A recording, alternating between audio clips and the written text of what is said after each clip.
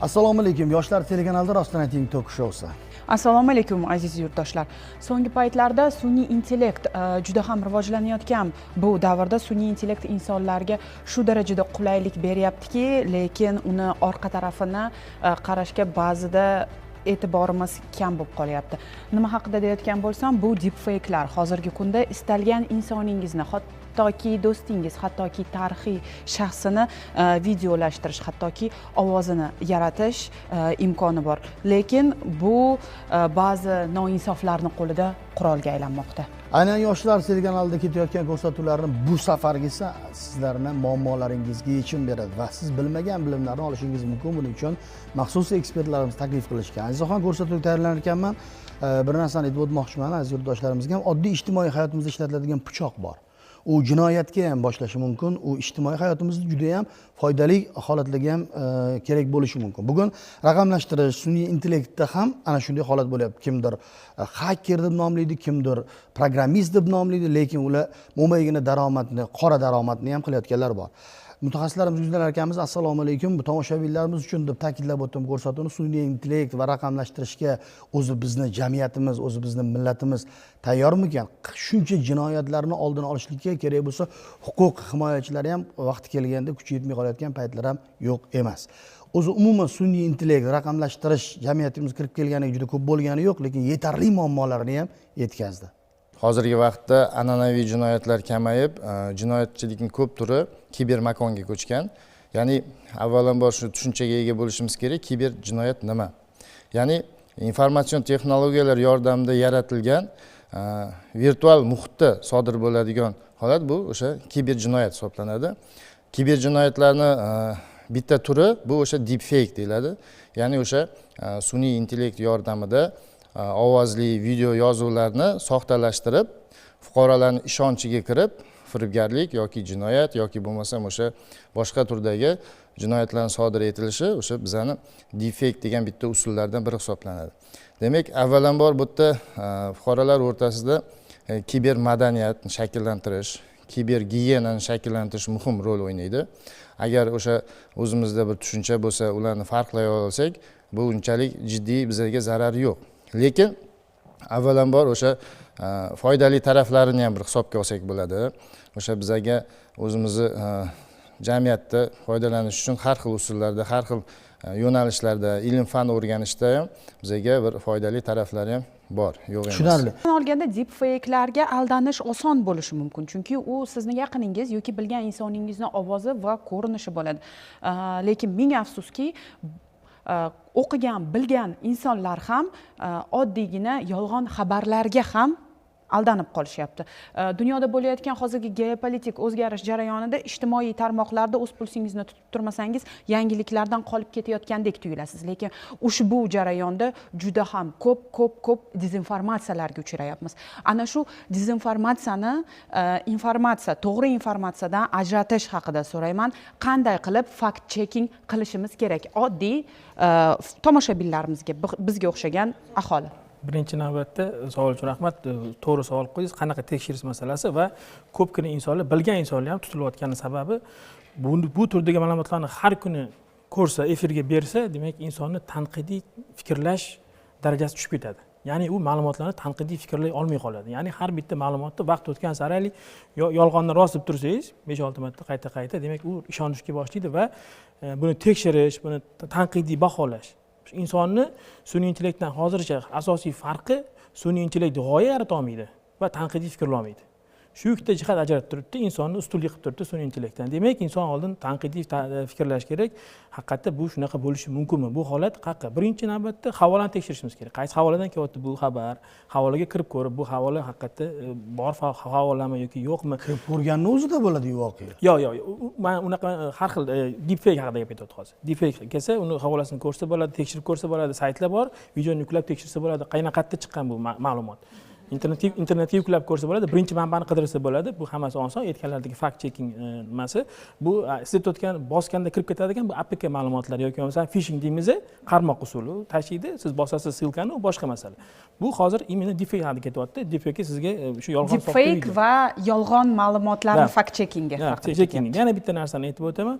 Ko'pincha agar shunaqa deepfake ma'lumotlar keldimi, hozir kecha kunduzda neyro tarmoqlarimiz, chatbotlar deymiz, 5-6 sekunddan 10 sekundgacha bo'lgan videolarni tekinga qilib beradi. Bitta rasm orqali 10 sekundga. Demak, siz bilingki, agar har 10 sekundda voqea o'zgarsa yoki xabar shunaqa qisqa bo'lsa, bilingki, bu demak o'sha chatbotlar yordamida tayyorlangan video. Voqealar rivoji, keyin ko'pincha yana bitta narsadan e'tibor beraman, yozuvlarda xatolik paydo bo'ladi. Agar misol uchun orqada qanaqadir yozuvlar, ko'zinglar tushgan bo'lsa, Rossiya Federatsiyasida katta qor yog'di, hamma kelib o'sha binolarning ustidan uchayotgandek rasmlar. 9 qavatli bino balandligidagi qorlarni ko'rdik. Lekin o'sha yerda ketayotganda kamerani ko'rsanglar, stop yozuvi xato yozilgan, stol deb yozib qo'yilgan. Demak, o'sha belgilarni aniqlashda deepfake xatolik yo'l qo'ygan. Demak, mana shunaqa narsalarga e'tibor berishga, keyin faqat tanqidiy fikrlash. Shoshmasdan. Bu yana bitta narsa, jamiyatda ikkita toifa bor, yosh bolalarimiz, yosh kattalarimiz. Yosh bolalarimiz hali bilmaydi, yosh kattalar ishonuvchan.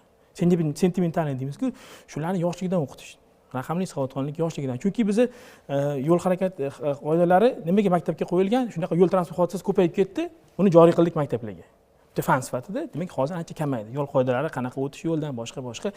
Buni ham sekin-sekin, asta-sekinlik bilan qonunchilikni oldin rivojlantirishimiz kerak. Chunki u har bitta jazo borligini ta'minlab, sun'iy bo'yicha bu kerak. Buni agar biz inkor qilsak, biz o'rta asrga qaytamiz. Bu texnologiyalarning davrining qoidasi, gigiyenani joyiga qo'yish, to'g'ri foydalanish va albatta bundan samarali qanaqadir sharoitda foydalanish. Hozir bir ma'lumotni aytaman va savol bo'ladi shu sizlar hammanglarga savol. Buni uchun hozir rolikda ham ko'rdik, balki kerakmikan bizni ham maktablarimizdan darslikka kiritish degan fikr keldimda va bu ma'lumotga birinchi bo'lib ichki ishlar javob berib tushuntirish o'tsa, qolganlar ham o'zini fikrini bildirishi mumkin. 2023-yilda 5000 atrofida bo'lgan deepfake fayllar paydo bo'lgan. Agarda biz 5000 dan ko'paytirganimizda 2025 gacha 2 yil vaqt bor ekan. Bu 15000 bo'lish kerak, lekin ming afsuski 8 milliondan oshibdi. Bizni salohiyatimiz biroz oqsamayaptimikan, bizni ilmimiz oqsamayaptimi? Ular kuniga, soniyasiga ko'payyapti. Ya'ni 8 millionga 5000 dan chiqishlik bu katta ko'rsatkich ular tomonidan zarar yetkazish uchun. Bizda unga qarshi munosib kuchimiz yetarli bo'lmayaptimi? Balki bilimimiz yetmayapti va shu bilan birgalikda savolning ikkinchi qismi, biz ham maktablarda targ'ib qilib uni darslik kiritishimiz kerakmikan? Chunki avlod almashyapti. Bugun yosh kattalar ketyapti, yangi yoshlarimiz katta bo'lishyapti. Demakki, ular ham ertaga tappa tayyor go'sht bo'lmasligi uchun bizda ham kerakmikan shu darsliklar va nega bu son oshib ketyapti? Biz bunga munosib kurasha olamizmi yo'qmi ichki ishlar? Siz aytyapsiz-ku, deepfake ma'lumotlar ko'payapti deyapsiz. Haqiqatdan ko'p, lekin sodir etilayotgan jinoyat turlariga, usullariga qarasangiz, unday ma'lumotlar yo'q u yerda, unday ko'rsatilmagan. Demak, deepfake ma'lumotlarni hozir aytganimdek, bizning monitoring bor, shaharda ham, butun kiber xavfsizlik markazida ham monitoring bo'limlari bor. Ular shunaqangi deepfake ma'lumotlarni kuzatib borib, aniqlab, keyin o'sha targ'ibot yo'nalishida o'sha hozir aytganimizdek o'sha Cyber Brizikki degan ijtimoiy tarmoqlarda bizning kanallarimiz bor. YouTube'da, Instagram'da, Facebook'da, Telegram va hokazo. Demak, o'sha kanallar orqali chiqarilgan deepfake ma'lumotni zudlik bilan bu deepfakeligini fake yozuvi bilan targ'ibot uchun fuqarolarni ogohlikka chaqirish uchun demak tarqatiladi bu. Ichki ishlar tomonidan. Albatta, shu monitoring bo'limi hozir ta'kidlaganimizdek, shunday huquqbuzarliklarni, jinoyatlarni aniqlash chora-tadbirlari ko'riladi. Birinchi o'rinda eng katta xabarni aytib o'tishim kerak sizga. 23-yilda nima oshib ketdi? 23-yilda ChatGPT kirib keldi. 23-yil oxirida. Ungacha yo'q edi. Deepfake'larni yaratish juda qiyin bo'lgan va oddiy bilingan, peshonasidan harakatidan bilingan, ungacha bo'lmagan. Generativ sun'iy intellekt kirib kelgandan keyin 23-yildan boshlab ChatGPT boshlab berdi. Hozirgi kunda ularning soni 200 dan ortiq. Va yana bir tendensiya bor. Men nimaga unaqa soni oshganligini aytayapman. Kim kompyuter sohasida ishlasa, biladiki, operativ xotira, kompyuterga oladigan operativ xotiramiz 30 barobargacha narx qimmatladi. Chunki hamma operativ xotira ishlab chiqaruvchilar endi odamlarga sotmayapti-da, sun'iy intellekt bilan shug'ullangan kompaniyalarga server qurish uchun sotyapti. Shunaqa katta tezlikda butun dunyo, Xitoy, Amerika va boshqa davlatlar hammasi sun'iy intellekt poygasida birinchi bo'lish uchun generativ sun'iy intellekt rivojlantirish uchun serverlar qurish bilan ovora. seriallarning soni ko'paydi. Men o'zim ham kuniga 10 ta 15 ta rasmdan defekt yasayman. O'zimni eski albomlarimdan rasmlarni jonlantiraman. Misol uchun orqasiga boshqa fon beraman. Shu 8 million ichidasiz. Albatta.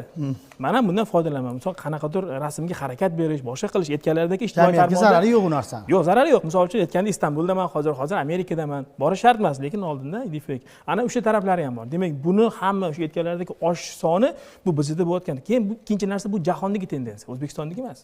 O'zbekiston uni 1% ozgina foiz kichkina qismi o'tiribdi. Agar kim bilsa, Henry Kissinger bor, mashhur. O'sha Amerika Qo'shma Shtatlarida yashagan 100 yil umri ko'rgan odam. Shuni oxirgi asari Genesis sun'iy intellekt xavfi bo'yicha yozgan. 25-yil chiqqan bu asar. O'sha yerda ham sun'iy intellekt xavfi bo'yicha ogohlantirgan. Buni to'g'ri foydalanishimiz kerak. Bitta qoida, sun'iy intellekt tepasida faqat inson turishi kerak.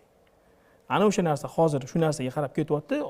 Olimlarimiz ham yaratayotgan sun'iy intellektni bu darajada rivojlanishini albatta nazorat qilishyapti. Chunki buni agar hammamiz Terminator kinosini ko'rganmiz-ku, qo'ldan chiqib ketsa nima bo'lsa, 90-yillik kinolar. Hozirgacha kunduzda ko'p narsasi rost. O'sha paytda fantastika deb qabul qilingan.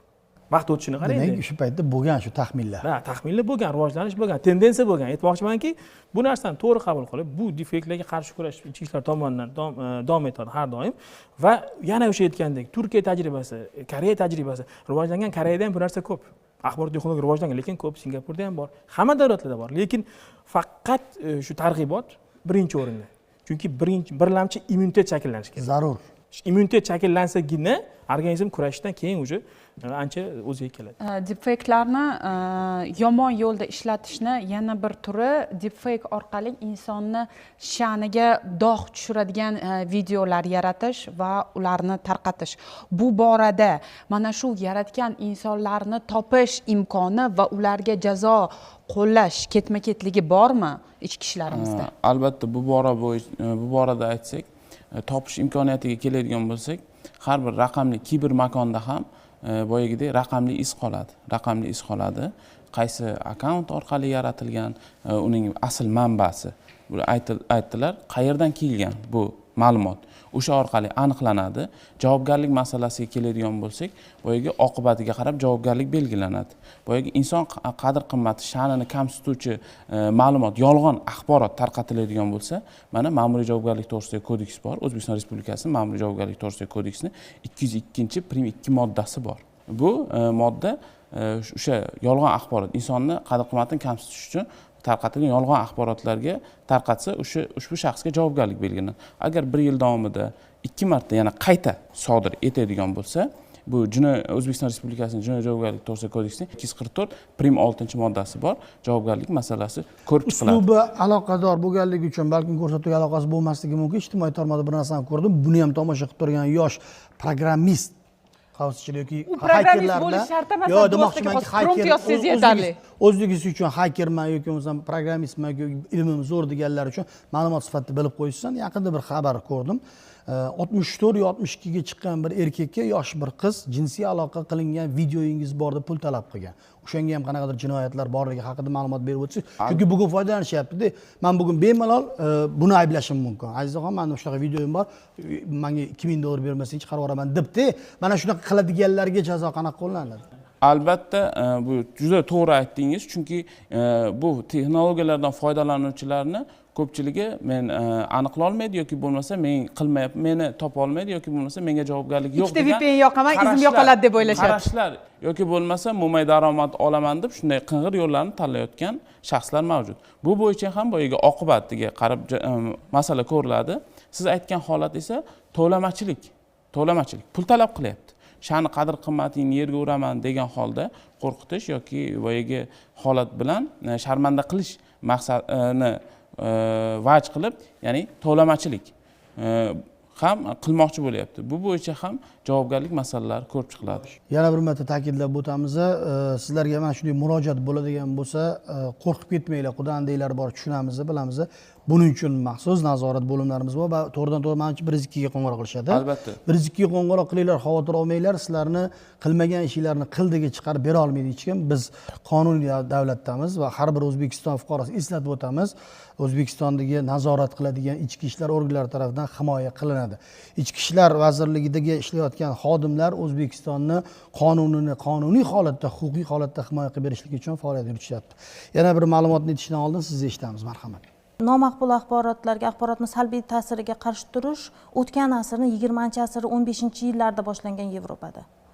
Va Fransiyada boshlandi bu harakat. 80-yillardagi axboriy portlash deymizmi, axborotning ko'payish sharoitida rivojlanib bordi. Oddiy kinoni qanday ko'rish kerak, gazetani qanday o'qish kerak tushuntirildi.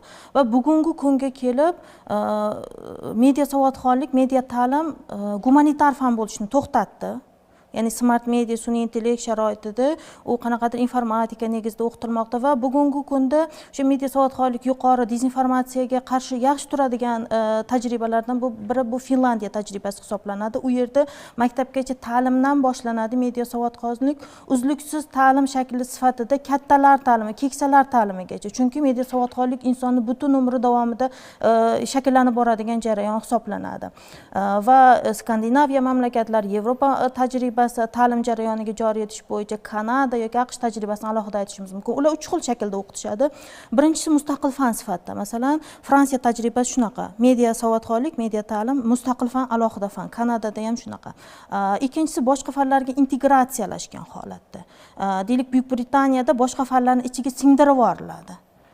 Boshqa fanlarning negizida mavzular bo'ladi, media savodxonlikni shakllantirib beradigan va fakultativ shaklda, ya'ni mustaqil to'garaklar, darsdan tashqari mashg'ulotlar shaklida ko'proq bu yangi joriy etilayotgan mamlakatlarda va biz O'zbekiston Respublikasida ham bu yo'nalishda ishlar qilindi. Xavfsizlik kengashini topshirig'iga ko'ra biz buni 3 yil oldinmi ishchi guruhda ishladik, fan mavzulari kirgizildi va biz takliflar berdik.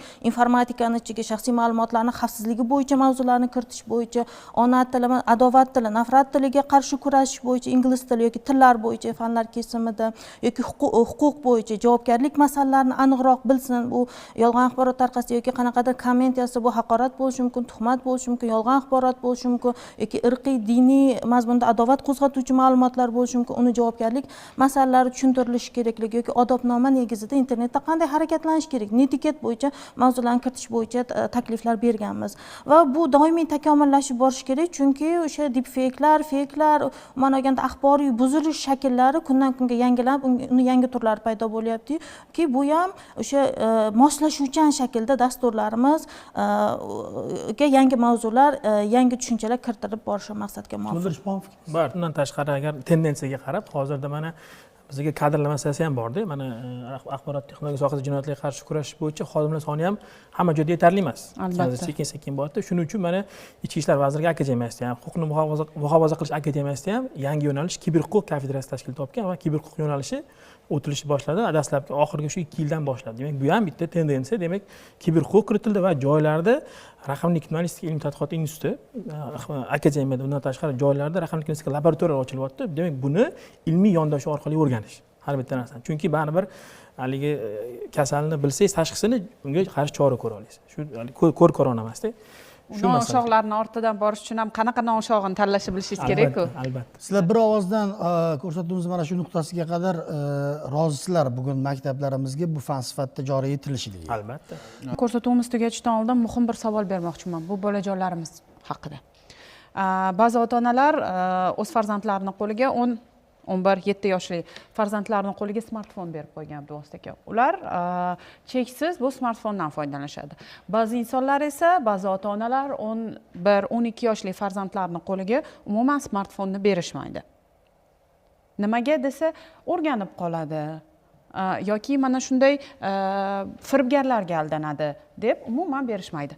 Sizningcha qanday qilinishi kerak? Qaysi biri to'g'ri yoki u yoki bu turdagi ota-ona to'g'rimi? Narsa aytib o'taman. Oxirgi statistikani Jahon sog'liqni saqlash tashkiloti ko'z raki yosh bolalarning orasida bir necha 10 barobar oshib ketganini ta'kidlayapti. Bu ham o'sha smartfondan doimiy foydalanish. Biz nima qilishimiz kerak? Farzandlarni yoshligidan birinchi o'rinda bizga qiziq nimaga beramiz? Qattaligini nazorat qilish uchun. Qatta ketdi bolamiz nima? Uning uchun juda GPS trackerlar mavjud. qo'llasak bo'ladi qattaligini bilish uchun, doimo eshitib turish uchun. Undan tashqari to'g'ri aytdilar, har bitta Android bo'ladimi, iOS bo'ladimi, har birida o'sha ishlab chiqaruvchi tomonidan o'rnatilgan Family Linkga o'xshagan dasturlar bor. U dasturlar istalgan narsani cheklasa bo'ladi. Telefonni vaqtdan tortib, qachon o'chishi, qachon yonishi, qachon bloklanishi, demak, shu qaysi tarzda. saytlarga kirishi mumkinligi, hattoki Albatta. qaysi ilovalarni ochish mumkinligi ham u yerda belgilasangiz bo'ladi. Belgilanadi va bu albatta buni hozir butunlay cheklash noto'g'ri. Chunki ertaga boshqa dugonasi, o'rtog'idan telefondan foydalanish mumkin. Bu narsani bu hozirgi raqamli jamiyatda cheklash ham, to'liq cheklash ham noto'g'ri. Sekinlik bilan, asta-asta bilan aytganlaridek o'sha ijtimoiy muhitdan chetlashib qolmasdan o'sishi ham rivojlansin va texnologiya bilan tanishib borsin yoshligidan.